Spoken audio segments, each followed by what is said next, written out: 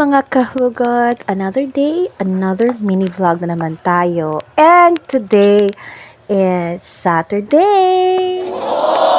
So, ayan, ito yung ganap ko kaninang 3 a.m. Gumising ako 3 a.m. like 3:16 pala, sorry. And then, kasi may uniform na hindi pa na-plansya, so pinlansya ko muna yung uniform ng husband ko.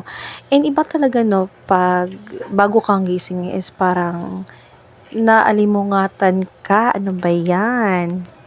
And syempre kasi yung shift ko is magsa-start siya ng 4 a.m. So kailangan ko siyang bilisan kasi after niyan is pupunta ako sa kabilang bahay kasi yung station ko or yung equipment ko ay nasa kabilang bahay.